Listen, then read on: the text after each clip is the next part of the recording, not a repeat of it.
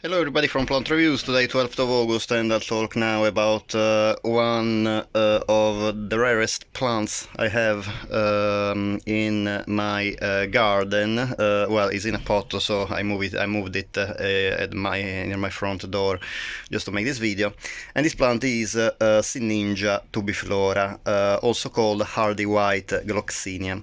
Sinningia is a genus of about 65 species from South America, and the genus is dedicated to William Sinning, who was the gardener of the botanical garden of the Bonn University. The hardy Gloxinia is a plant of the family Gesneriaceae, and as I said, is known as hardy Gloxinia or hardy white Gloxinia, and is indeed relative of Gloxinias and of African violets in the family Gesneriaceae indeed. It is distributed in South America, and in particular this species is found in Argentina and Uruguay. The plant is about 15 to 30 centimeters tall. These are weeds leaves. Instead, the leaves or the Gloxinia are this very nice oblong one. You see, I'm not too sure if you can actually see how hairy they are, but the texture is very nice. They look like, I'm sorry if I'm weeding now, is just the texture is really hairy, very nice to touch. The leaves indeed are produced from tubers in clumps, and they are green, and they originate indeed from the underground tubers. As I said, are quite hairy, almost woolly at the touch. The flower spike is pretty tall. It can reach 60 centimeters tall. However, in my case, I have the flower spikes are about 40 centimeters tall. Well, actually, the tallest is about 50 centimeters. Is still in bud.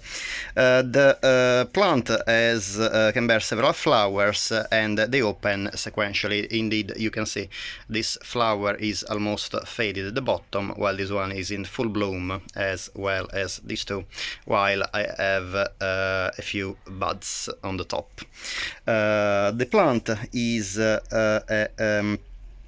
it's called tubiflora, the species, because indeed from the Latin name for flower, flor, and tubi for tube. As you can see, the flowers are really long, and they look indeed like a tube, and they end up with this flower that has 5 lobes. The flowers are white and are fragrant. These flowers are strongly bent downwards. You can see how acute is the angle from the flower stem to and when they arch downwards, and they are about 6 to 8 centimeters long. Diameter is about 3 centimeters in diameter. The flowers are fragrant. Some sources state that this plant is extremely fragrant at night, and is pollinated probably by moths. Even if, as I said, I found lots of sources that state that these flowers are extremely fragrant, in my opinion, this plant is not very fragrant. During daytime, doesn't smell almost at all, while at night time, and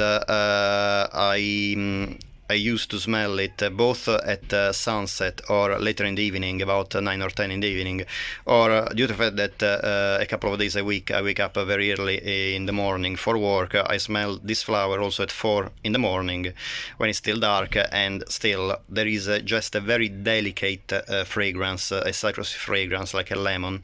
However, it's not absolutely strong at all. It might be that this plant, I have 5 tubers that I bought last year. The plant bloomed last year and bloomed again this year. However, might be that the plant still needs to reach the optimal size. This can be in good conditions, and once the plant is established, a very prolific bloomer. This year I have only 1, 2, 3, 4 5, 6, 7, 8, 9, 10. I have 10 flowers in total from 5 tubers, so really not a great result. And might be that due to the fact that the plant is still establishing itself in the pot, cultivated in a pot, the fragrance also is affected. So not only the number of blooms is lower than usual, but also the fragrance. However, many sources state that this plant is extremely difficult to bloom, so I am very happy that I bought it last year in March and it bloomed both last summer and this summer, so I really can't complain, at least about the blooming of this plant. The plant is a deciduous plant, so both the flowers obviously will die off, will fade away in a few days, while the leaves will die down in autumn and then will resprout in spring. It is very important to ensure that the plant is put in a place that is exposed to cold temperature. Freezing temperatures are not recommended, and indeed the plants can die if exposed to freezing. However, in order to promote the blooming, it is very important that the plant is kept at low temperature, and I would recommend below 10 degrees. Last year I kept this pot in my allotment, and actually I didn't protect the pot at all, I just left it outside. Luckily the plant survived. Indeed, as you can see, I have lots of leaves and flowers as well. Last winter was not very cold. Very few days we had temperatures around 0, and not for an extensive amount of time anyway, so every 1 or 2 days, every 5 or 6 during the winter were around 0, and this might be the reason because the plant didn't suffer at all. Also, the tubers are completely buried underground and in the pot, so this ensure an additional protection. Also, the pot is plastic, that is a kind of a thermoinsulating material. About the cold and the resistance of this plant to cold, as I said, if you have the chance to place the pot in a cold greenhouse or indoors in an unheated room, the plant, it will be great, growing in spring and blooming in summer. However, as I said, for personal experience, I live in Kent, and this plant last year I put it outside in a pot and it survived pretty well. The thing is, the plant started sprouting again about mid-April, the leaves. We had some frost, very late frost in early May, and all the leaves that sprouted, then they were damaged by the frost and died down. And then at the end of April the plant started to resprout again new leaves. So I would say that this plant can tolerate light frosts for a couple of days, as long as the plant is in full rest. However, cycles of heating, like of warming up and then decreasing temperature again when the plant is in bud, are extremely deleterious for this plant. Luckily, the plant in early May was just starting to sprout, so was not in full foliage. Otherwise, I think if it was already in full foliage, the plant would have not resisted such a damage by freezing. About the cultivation requirements, I cultivate this plant in full sun, in the sunniest place of my allotment in my pot, and also it is important to ensure that the plant is kept moist, not waterlogged, but consistently moist during the growth season of the plant, that is between spring and summer. This is sometimes very difficult to ensure, especially in years like this year in Kent, that we are having a very low rainfall and very high temperatures instead, but hopefully if you have this plant in a garden or in an allotment, you are able to water it more often than I do. And I found actually an article where it states where the gardener, the author, says that the single most important factor for Sinningia actually is keep it well hydrated, because in an experiment it moved different plants around in different differently lighted areas, as well as differently humid areas with different regimes of watering. And he found that while he couldn't find much differences between full sun or partial shade, he certainly found the differences between a plant watered regularly and a plant watered sporadically. This plant is often sold as drought resistant. Probably it is. The problem is that in case of droughts, the plant will not probably be able to bloom. I ensure that this plant both this year and last year was kept well watered, and that's the reason, probably because I've been prized twice by this beautiful and quite bizarre shaped blooms. If it was extremely fragrant, and some sources say it would have been even better. Some author says that Sangare says that this pot of Sinningia can perfume a whole backyard. Unfortunately, this is not my case. I really need to stick my nose into the flower to smell it in the evening or at night, and the fragrance is absolutely pleasant. It's very citrusy, really the fragrance I like the most. However, it is not powerful at all.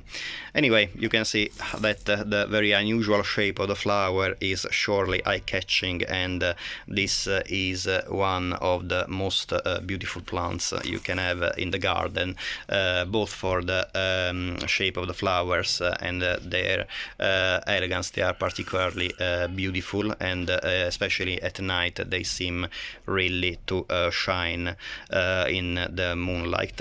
And also the foliage is a very nice foliage, as I said, a very nice texture. If you like touching plants and leaves, definitely the Sinningia tubiflora is the plant for you. It's very, very woolly, very kind of velvety as well. My review for this plant, as I said, that this plant is definitely one of the most unusual plants you can keep in the garden. It is not very easy to find. There are some sellers online. However, I never found this plant in any garden centers or supermarket, obviously. So what I would recommend is, if you like this plant, do your research online, and you will get quite hopefully good luck in finding these plants. The plant is a plant that blooms best some years after planting it. This is because I found that most gardeners state that the plant blooms better when it is pot bound. So do not divide the tubers as recommended often, for example in dahlias, or you might do it in lilies or in daffodils, or divide the rhizomes in irises every 3 years in order to increase the blooming of the plants. In this case, leave the plant undisturbed as long as possible, unless obviously the pot is really exploding with tubers, and in this way you will be prized by the beautiful blooms of the Sinningia tubiflora. Then, to summarize, my review is an absolutely stunning plant. It is slightly fragrant in my opinion, but other sources state that it is extremely fragrant. I found only one other sources that, like me, say that it is lightly fragrant.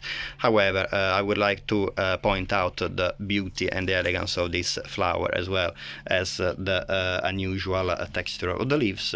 Cultivation requirement: full sun ideal, partial shade can adapt to partial shade. Very important, watering, keep regular watering between spring and autumn. Try to keep it dry during the winter.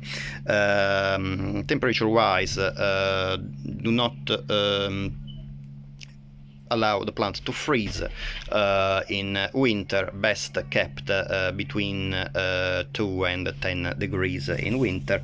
And about the soil, mixed like normal potting soil is fine. Multi-purpose compost is fine as long as it is not too pressed, so you ensure a good drainage. It needs to be well drained, kept moist, as I said, during the active growth of the plant, and you will be prized, hopefully, by the beautiful blooms of the Sinningia tubiflora, of the hardy white Gloxinia.